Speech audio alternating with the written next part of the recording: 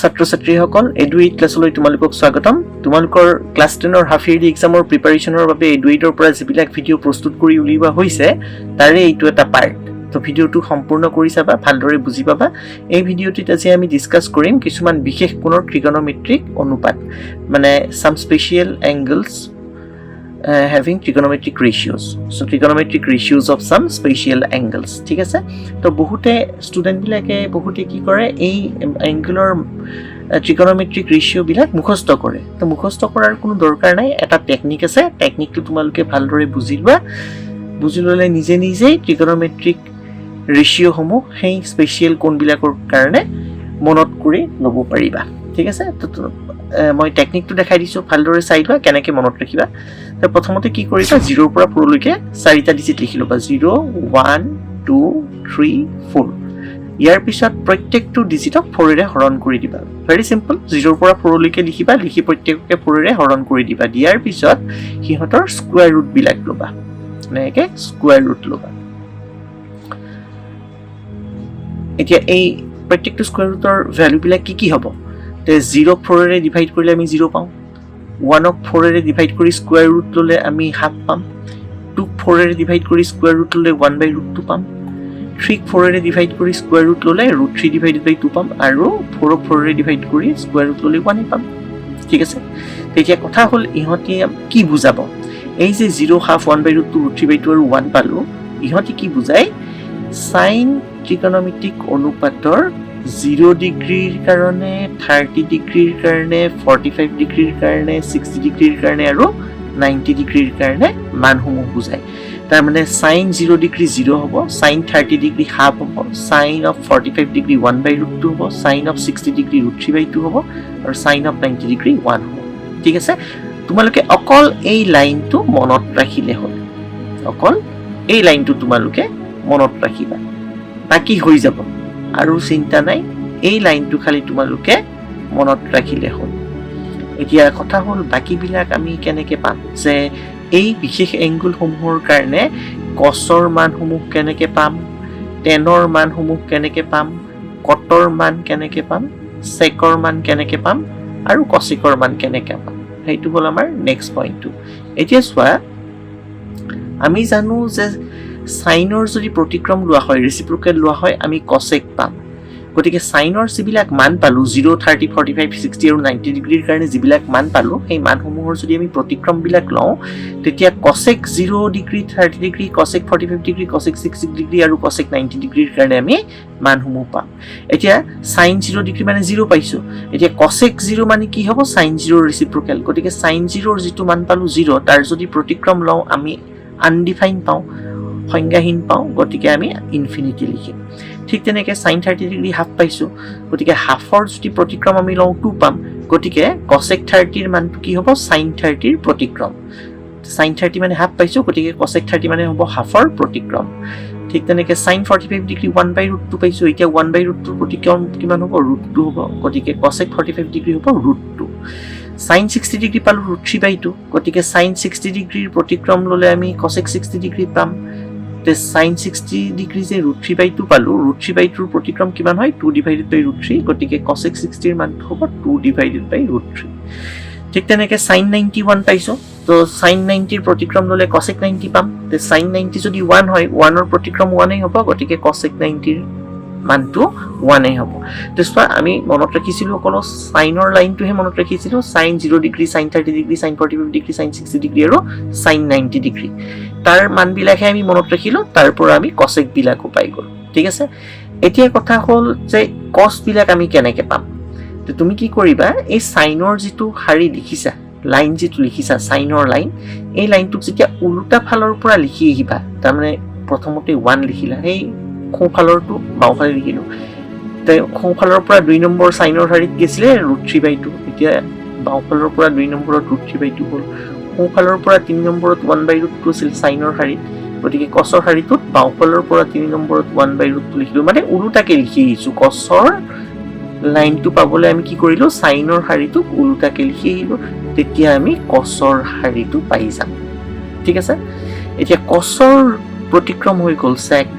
গতিকে cos 0 degree cos 30 degree cos 45 cos 60 degree cos 90 ডিগ্ৰীৰ কাৰণে আমি যিবিলাক মান পাইছো সেই মানসমূহৰ যদি আমি প্ৰতিক্ৰমসমূহ লওঁ তেনেহলে আমি সেকৰ মানবিলাক পাম তেতিয়া চোৱা cos 0 ডিগ্ৰী 1 পাইছো তে cos 0 ডিগ্ৰীৰ যদি প্ৰতিক্ৰম লওঁ আমি sec 0 ডিগ্ৰী পাম গতিকে cos 0 ডিগ্ৰী যেহেতু 1 পালো 1 ৰ প্ৰতিক্ৰম 1 এ হ'ব তাৰ মানে sec 0 ডিগ্ৰীৰ মান 1 হ'ব cos 30 ডিগ্ৰী √3/2 পাইছো গতিকে √3/2 ৰ প্ৰতিক্ৰম 2/√3 তাৰ মানে sec 30 ডিগ্ৰী কি হ'ব 2/√3 হ'ব cos 45 ডিগ্ৰী 1/√2 পাইছো গতিকে sec 45 কি হ'ব cos 45 ৰ প্ৰতিক্ৰম গতিকে cos 45 1/√2 পাইছিলো 1/√2 ৰ প্ৰতিক্ৰম √2 গতিকে sec 45 √2 পালো ঠিক তেনেকে cos of 60 ডিগ্ৰীৰ মানটো হাফ পাইছো এতিয়া sec 60 কিমান হ'ব cos 60 ৰ প্ৰতিক্ৰম বা ৰেচিপ্ৰকেল তে cos 60 ডিগ্ৰীৰ মানটো হাফ পাইছো হাফৰ প্ৰতিক্ৰম মানে 2 তাৰ মানে sec 60 ৰ মানটো হ'বগে 2 এতিয়া cos 90 মানে 0 হৈ গল গতিকে cos 90 ৰ প্ৰতিক্ৰম বা ৰেচিপ্ৰকেল ললে আমি sec 90 পাম তে cos 90 ৰ ভ্যালুটো যেহেতু 0 0 ৰ প্ৰতিক্ৰম মানে কি হ'ব আনডিফাইন্ড তাৰ মানে ইনফিনিটি বুলি লিখিলো গতিকে এই শাৰীটো আমি secৰ শাৰীটো পাই গলো তেতিয়া মন কৰা আমি মনত ৰাখিছিলো অকল সাইনৰ শাৰীটোহে তাৰ পৰা আমি এইকিটা শাৰী পাই গলো এতিয়া আমাক লাগিব tan ৰ শাৰীটো যে tan 0 degree tan 30 tan 60 degree tan 45 degree tan 60 degree tan 90 degree ইহতৰ মানবিলাক কি পাম তে তুমি জানা যে sin থিটা মানে হৈছে tan থিটা মানে হৈছে sin থিটা ডিভাইডেড বাই cos থিটা এইটো আমি জানো গতিকে sin থিটাৰ শাৰীটোক যদি cos থিটাৰ শাৰীটোৰে হৰণ কৰি দিও তেতিয়া আমি tan থিটাৰ শাৰীটো পাম তা আমি এতিয়া হৰণ কৰি চাম যে সাইনৰ শাৰীটোক যদি cosৰ শাৰীটোৰে হৰণ কৰো অনুৰূপ মানসমূহেৰে তেনেহলে আমি tanৰ শাৰীটো পাম এতিয়া চোৱা tan 0 ডিগ্ৰী আমাক লাগে যে tan 0 ডিগ্ৰী মানে কি হ'ব sin 0 ডিগ্ৰী বাই cos 0 ডিগ্ৰী তে sin 0 ডিগ্ৰী 0 পালো cos 0 ডিগ্ৰী 1 পালো তাৰ মানে 0 ক 1 এৰে ডিভাইড কৰিলে 0 এ পাও হেইটোই হৈ যাব tan 0 ৰ মান ঠিক তেনেকে tan 30 কেনেকে পাম sin 30 ডিগ্ৰী যদি cos 30 ডিগ্ৰীতে হৰণ কৰো tan 30 ডিগ্ৰী পাম এতিয়া sin 30 ডিগ্ৰী পালো হাফ cos 30 ডিগ্ৰী পালো √3/2 গতিকে হাফক যেতিয়া √3/2 ৰে ডিভাইড কৰিবা আমি পাম 1/√3 তো ই হৈ গল এতিয়া tan 30 ডিগ্ৰীৰ ভ্যালু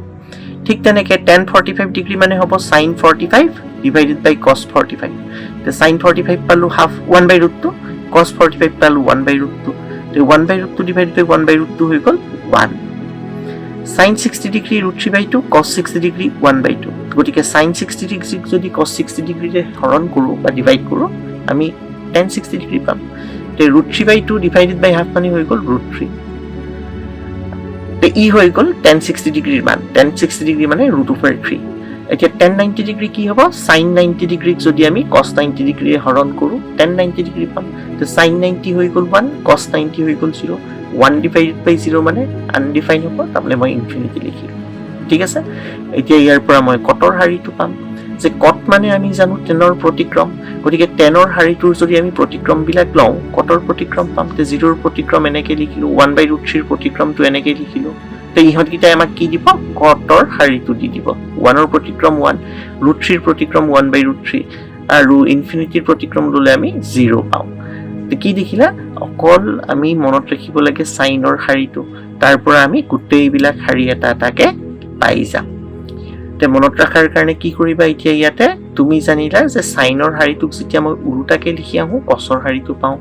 টেনৰ শাৰীটো উল্টাকে লিখোতে কটৰ শাৰীটো পালো আৰু সেকৰ শাৰীটো উল্টাকে লিখোতে মই cosecৰ শাৰীটো পালো তাৰ মানে তুমি sin cosec cos আৰু sec একিটা লিখি ললে tan আৰু cot অটোমেটিক ওলাই যাব আৰু বনোৱাৰ নিয়মটো আমি কেনেকৈ বনাইছিলো যে sin টো মনত ৰখাৰ পিছত সাইনৰ শাৰীটোৰ যেতিয়া প্ৰতিক্ৰমসমূহ ললো cosec বিলাক পালো cosৰ শাৰীটোৰ যেতিয়া প্ৰতিক্ৰমসমূহ ললো তেতিয়া মই sec পালো আৰু tanৰ শাৰীটোৰ যেতিয়া প্ৰতিক্ৰমসমূহ ললো তেতিয়া cot পালো তো এনেদৰে আমি মনত ৰাখিম এতিয়া কথা হ'ল মই যে ক'লো যে এটা শাৰী মনত ৰাখিলে হ'ব তে তোমাক সাপোজ কেতিয়াবা এনেকুৱা ধৰণৰ এটা সিচুৱেচন ফেস কৰিবলগীয়া হ'ল যে তোমাক sec of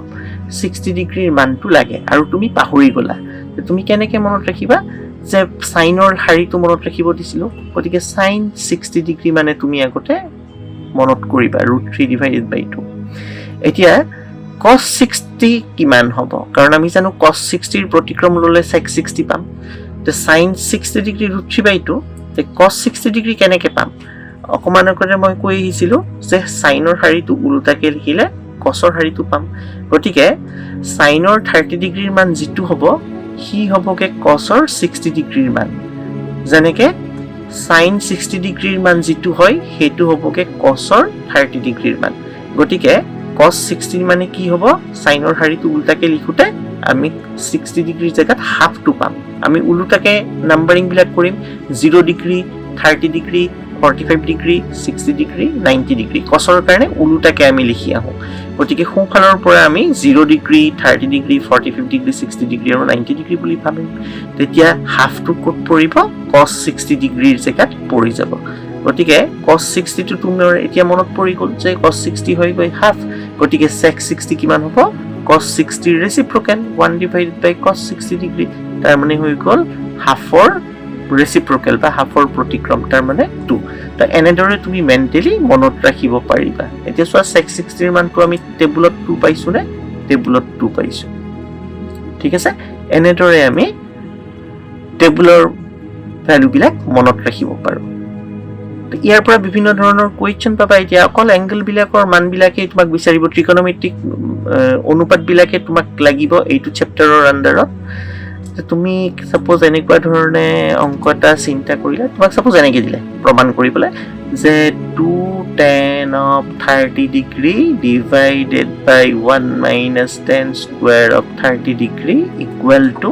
tan of 60 degree এইটো তোমাক প্ৰুফ কৰিব দিছে প্ৰুফ দ্যাট প্ৰমাণ কৰা ঠিক আছে তো আমি লেফট হ্যান্ড সাইডটো ললো লেফট হ্যান্ড সাইডটোৰ পৰা কি পাওঁ tan of 2 tan of 30 degree divided by 1 - tan square 30 degree এতিয়া 2 tan 30 2 into tan 30 ৰ মানটো টেবুলৰ পৰা কিমান পাইছিলো 1/√3 পাইছিলো আৰু এইটো হৈ গ'ল 1/√3 হোল থিং স্কয়াৰ এতিয়া ইয়াক তুমি সিম্পলিফাই কৰি যোৱা 2/√3 divided by 1 - 1/3 তাৰ মানে হৈ গ'ল 2/√3 divided by 2/3 তো ইয়াৰ পিছত কি হ'ব যে ভগ্নাংশৰ নিয়ম মতে ওপৰৰ ভগ্নাংশটোৰ কোনো সলনি নহয় পূৰণ লিখিলে তলৰ ভগ্নাংশটো উল্টা হৈ যায় হৰটো লব হৈ যাব লবটো হৰচ হৈ যাব এতিয়া 2 টো ক্যান্সেল হৈ গ'ল √3 ৰে 3 ক্যান্সেল কৰিলে √3 টাইমছ যাব √3 * √3 মানে 3 গতিকে লেফট হ্যান্ড সাইডটো তুমি √3 পালা ৰাইট হ্যান্ড সাইডটো কি দিয়া আছিল tan 60 দিয়া আছিল এতিয়া টেবুলৰ পৰা যদি তুমি সোৱা tan 60 ৰ মানটো √3 পাবা আমি টেবুলখন যদি চাও tan of 60 degree √3 পাইছো আৰু tan of 30 degree 1/√3 পাইছিলো গতিকে লেফট হ্যান্ড সাইড আৰু ৰাইট হ্যান্ড সাইড সেম হৈ গ'ল therefore left hand side is equal to right hand side সেই কাৰণে তুমি কি ক'ব পাৰিবা যে 2 tan of 30 degree divided by 1 - tan square of 30 degree is equal to tan of এইটো proof হৈ গ'ল proved বা প্ৰমাণিত হ'ল ঠিক আছে এনেদৰে আমি এপ্লিকেশন সমূহ কৰিম আশা ৰাখিলো তোমালোকে টেবুলখন কেনেকৈ বনাই বুজি পালা ভিডিওটো পজ কৰি চাবা কমপ্লিট চাবা তেতিয়া ভালদৰে বুজি পাবা ঠিক আছে আজিলৈকে এইখিনি চোৱা নেক্সট ক্লাছত আমি বেলেগ এটা ভিডিও লৈ তোমালোকৰ আগত আহিম okay fine then thank U